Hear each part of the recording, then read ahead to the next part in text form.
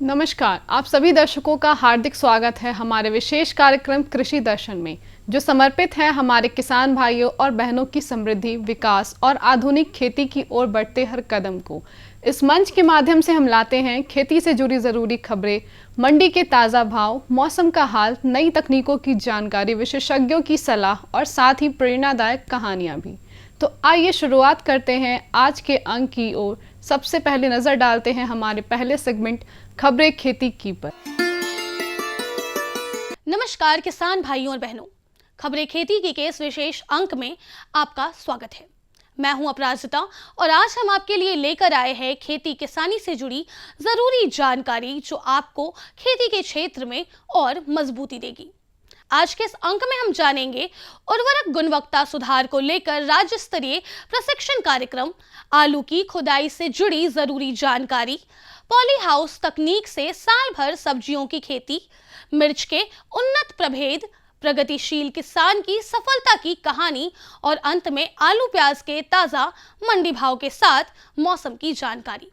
तो खबरों को विस्तार से जानने से पहले एक नजर डालते हैं आज के मुख्य समाचारों पर।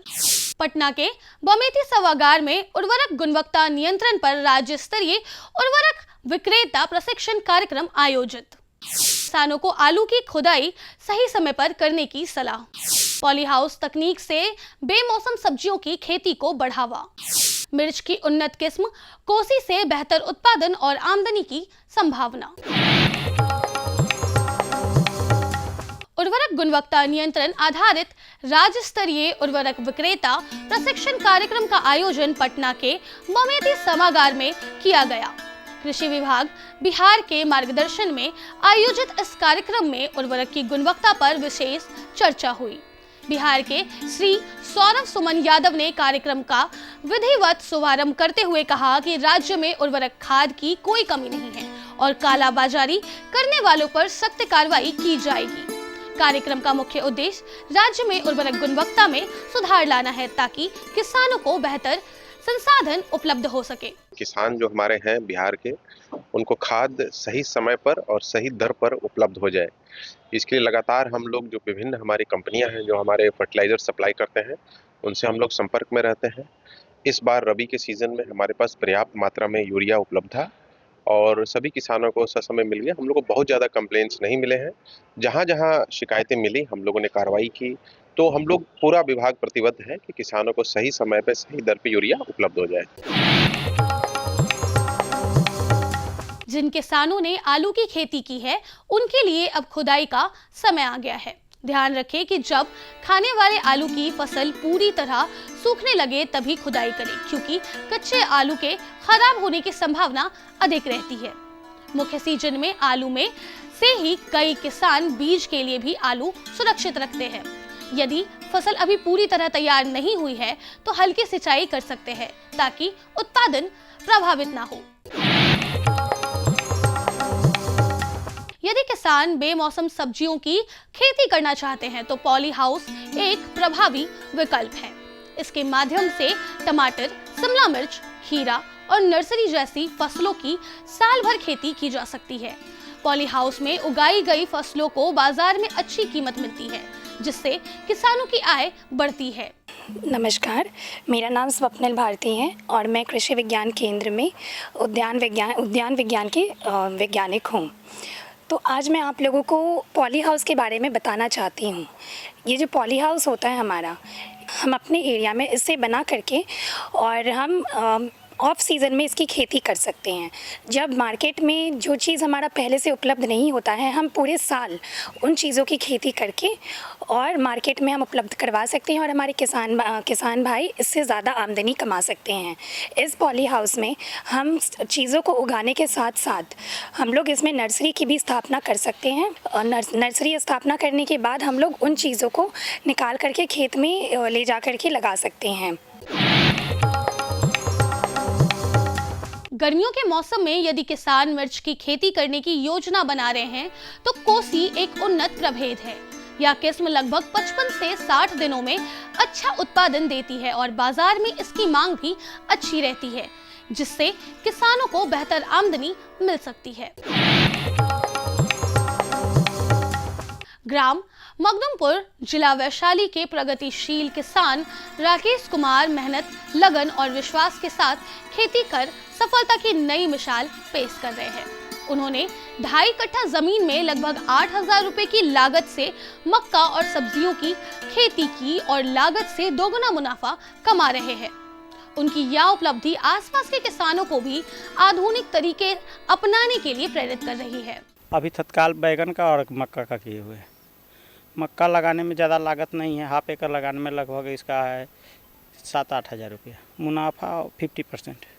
मैं ज़्यादातर से ये यूट्यूब देखता था, उसी से मैंने देखा था कि किस तरह से लोग करते हैं, तो मैं यूट्यूब पे ही ज़्यादातर सीखा है जो भी खेती।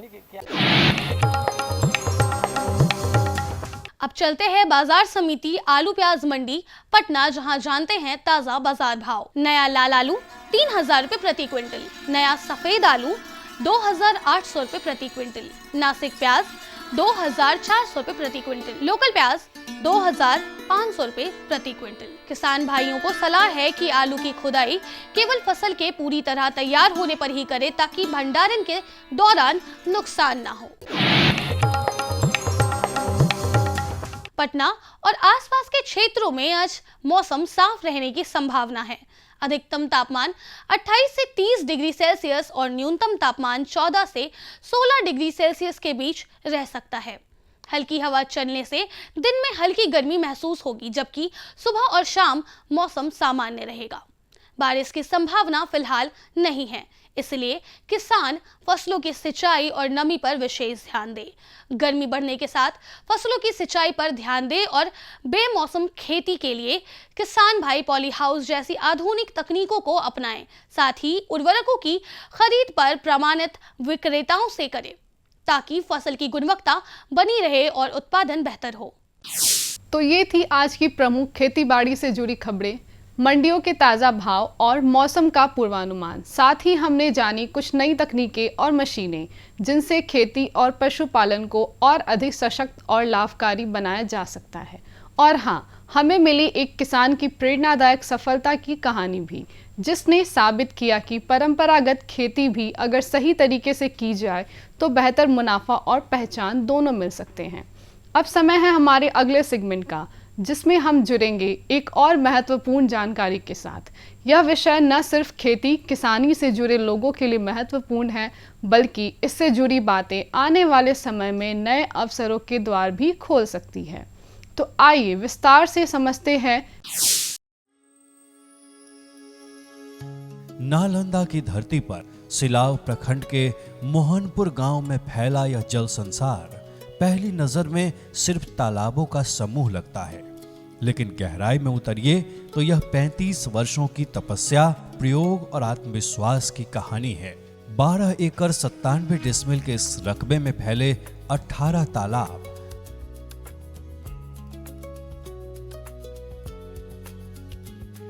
जिसमें नर्सरी से लेकर उत्पादन तालाब तक शामिल हैं।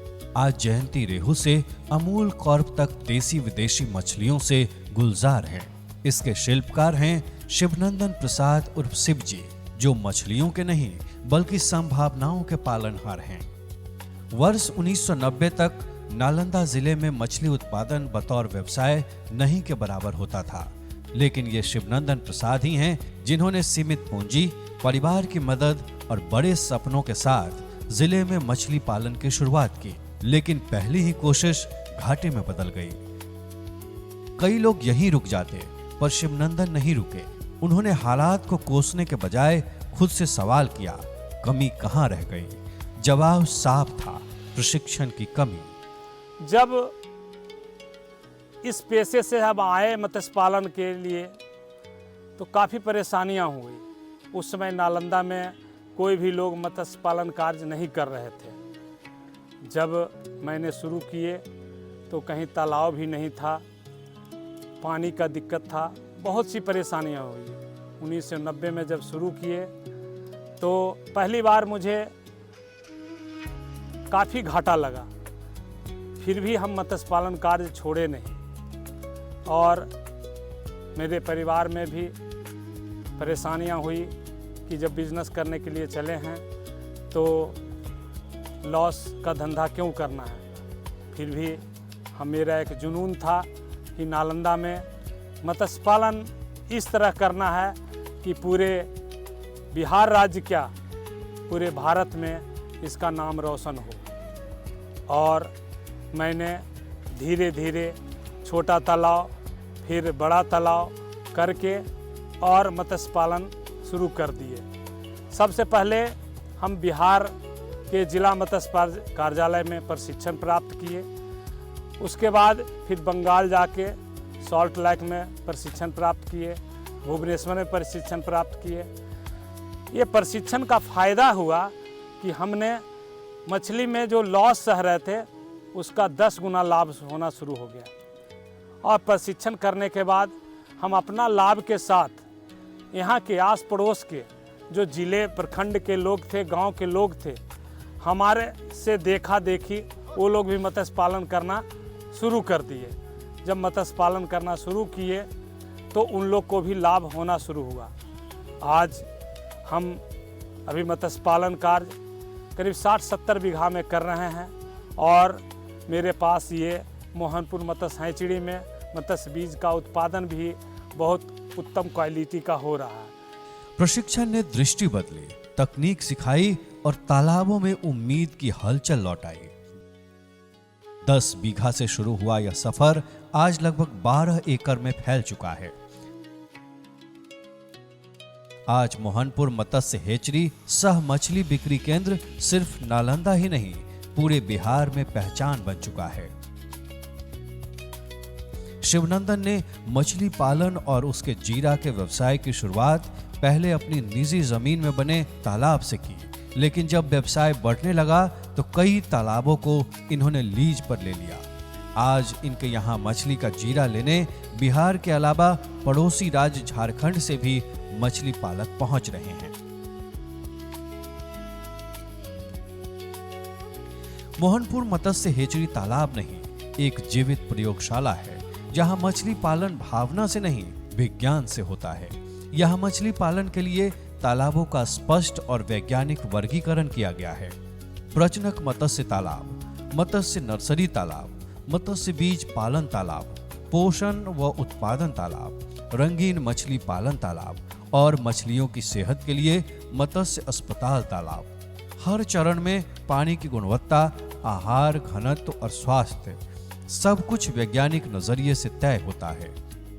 यही वजह है कि यहाँ कदम रखते ही यह स्थान खेत कम और लैब ज्यादा लगता है।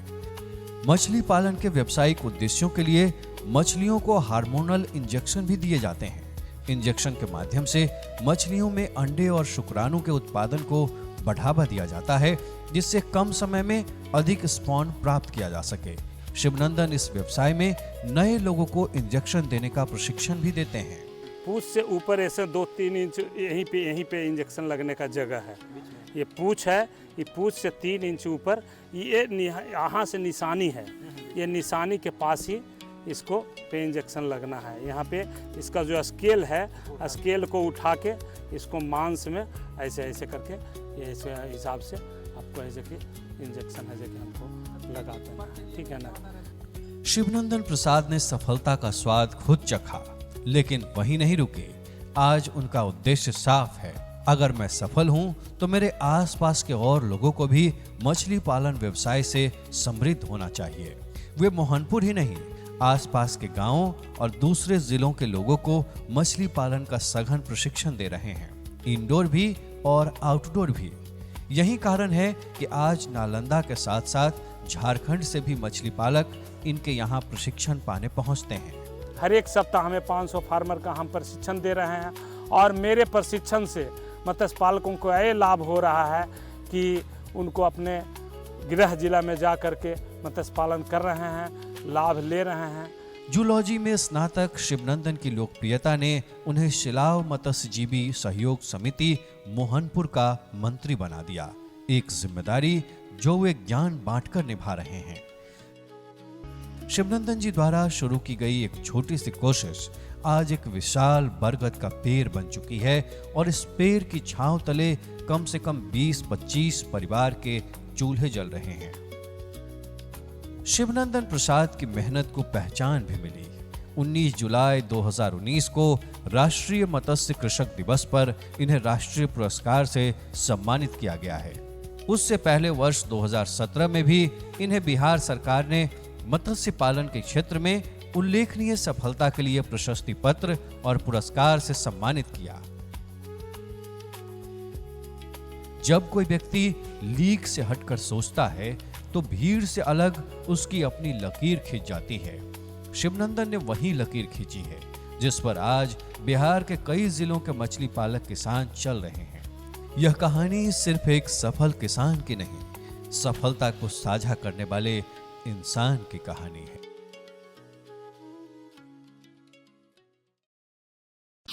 विशेषज्ञ से मिली ये उपयोगी जानकारियां निश्चित रूप से आपके लिए लाभकारी सिद्ध होंगी। अब समय है एक छोटे से विराम का।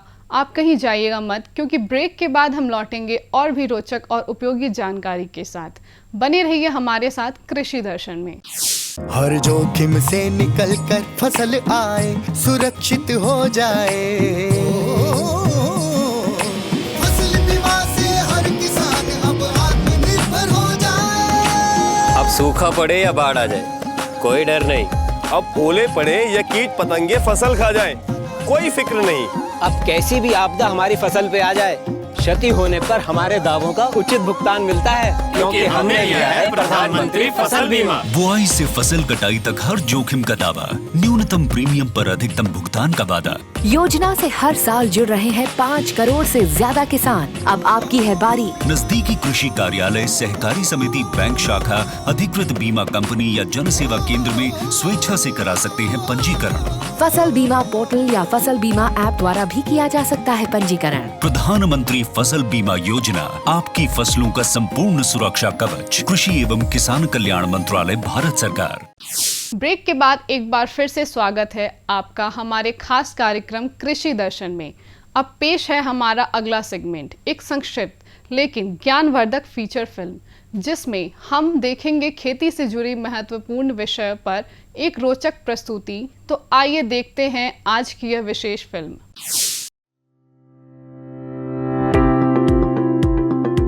ये है नया बदलता भारत, जहां कृषि को मिल रही है तकनीक की ताकत। आज युवा किसानों की आधुनिक दृष्टिकोण और नवाचार कृषि में नई उम्मीदें जगा रहे हैं। आधुनिक कृषि की ये नई तस्वीर खेती को प्रभावशाली और सुसंगत व्यवसाय बना रही है।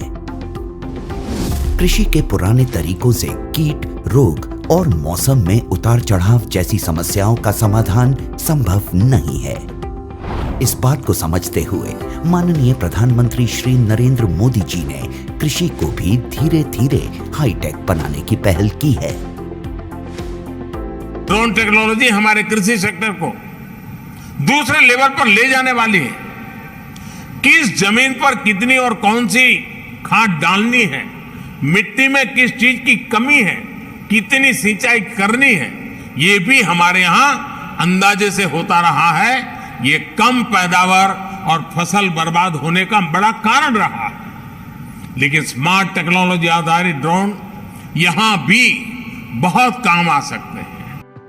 प्रधानमंत्री जी के दूरदर्शी नेतृत्व में केंद्रीय कृषि एवं किसान कल्याण मंत्रालय बड़ी तेजी से किसानों को टेक्नोलॉजी से जोड़ रही है। सरकार कृषि कार्यों के लिए ड्रोन के उपयोग को प्रोत्साहित कर रही है। किसान ड्रोन कृषि उद्योग में क्रांति ला रहा है। यह तकनीक भारतीय कृषि समुदाय का भविष्य है। ड्रोन का प्रयोग पारंपरिक खेती के तरीकों को बदल रहा है। ड्रोन एक आधुनिक तकनीक एक नई आई है, जिससे हमें उससे बहुत फ़ायदा हो रहा है। जो दवाई डाल देते हैं, ड्रोन में उड़ के स्प्रे करती है जैसे, और दवाई भी छिड़कती है, हमें बचाव होता है, शरीर का बचाव होता है, उससे बहुत सारे फ़ायदे हैं। पहले हम स्प्रे करते थे मशीन में 100 लीटर पानी, 200 लीटर पानी में 1 किलो स्प्रे होती थी। अब उसमें 10 लीटर पानी में 1 किलो स्प्रे होती है। अत्याधुनिक तकनीक, हाई रेजोल्यूशन कैमरों और उन्नत सेंसर्स से लैस किसान ड्रोन भारतीय कृषि क्षेत्र की काया पलट करने की क्षमता रखता है। कीटनाशकों और उर्वरकों का छिड़काव, हवाई निगरानी, फसल और मृदा स्वास्थ्य की निगरानी, बीजारोपण, क्षतिग्रस्त फसलों का आकलन और फसल बीमा के दावों का तेजी से निपटान के अलावा फसलों के स्वास्थ्य संबंधी रियल टाइम जानकारी दे सकता है। यह कीटों, बीमारियों और पोषक तत्वों की कमी की पहचान कर सकता है। इसकी मदद से समय रहते किसान अपनी फसलों की सुरक्षा के उपाय कर सकते हैं। इससे सबसे बड़ा फायदा है कि आप इसमें दवाई डाल के और इसको भर के छोड़ देंगे, पूरे खेत में करके वापस वहीं आ जाएगा। आप जैसे खेत में नहा धोकर गए थे वैसे के वैसे वापस आओगे। साथ ही किसान ड्रोन का प्रयोग स्वामित्व योजना के अंतर्गत भूमि अभिलेखों के डिजिटलाइजेशन और पशुधन ट्रैकिंग के लिए भी किया जा सकेगा। वैसे तो किसान ड्रोन आज देश की जरूरत है, पर ड्रोन चलाने के लिए प्रशिक्षित ऑपरेटर्स की कमी, ड्रोन के रखरखाव की चुनौती और ड्रोन चलाने के लिए जरूरी सुरक्षा निर्देशों की जानकारी की कमी जैसी कुछ समस्याएं अभी भी बनी हुई हैं। इन समस्याओं के निदान के लिए केंद्रीय कृषि और किसान कल्याण मंत्रालय ने कई पहल किए हैं, जिनमें नीतिगत परिवर्तन भी शामिल हैं। कृषि मंत्रालय द्वारा कृषि संस्थानों को 10 लाख तक का अनुदान, व्यक्तिगत किसानों की सहकारी समितियों जैसे CHC और FPO को भी ड्रोन की खरीद के लिए वित्तीय सहायता मिलती है। किसानों के खेतों में ड्रोन के लिए फार्म मशीनरी प्रशिक्षण और परीक्षण संस्थानों FMTTI, भारतीय कृषि अनुसंधान परिषद ICAR संस्थानों, कृषि विज्ञान केंद्रों तथा राज्य कृषि विश्वविद्यालयों को कृषि यंत्रीकरण उप मिशन के तहत आकस्मिक व्यय के साथ ड्रोन लागत की 100% दर पर वित्तीय सहायता प्रदान की जाती है। वित्तीय सहायता और अनुदान प्रदान करने के अलावा ड्रोन फैसिलिटेशन सेंटर का विकास भी किया जा रहा है। कुशल ड्रोन ऑपरेटर्स की कमी को पूरा करने के लिए प्रशिक्षण कार्यक्रम चलाए जा रहे हैं। प्रशिक्षित किसानों की DGCA द्वारा सभी जरूरी औपचारिकताएं प्रशिक्षण केंद्रों में ही पूरी कर ली जाएं, यह भी सुनिश्चित किया जा रहा है। ड्रोन प्रौद्योगिकियों के अनूठे लाभों को ध्यान में रखते हुए मंत्रालय ने ड्रोन के जरिए 10 तरह के फसलों पर कीटनाशक के छिड़काव हेतु मानव संचालन प्रक्रिया SOP जारी किए हैं। आधुनिक कृषि उद्योग एक महत्वपूर्ण मोड़ पर है। कल तक जो किसान संसाधन के अभाव में मजबूर था, वो अब तकनीक की ताकत से मजबूत हो रहा है। नए भारत की नई तस्वीर गढ़ रहा है।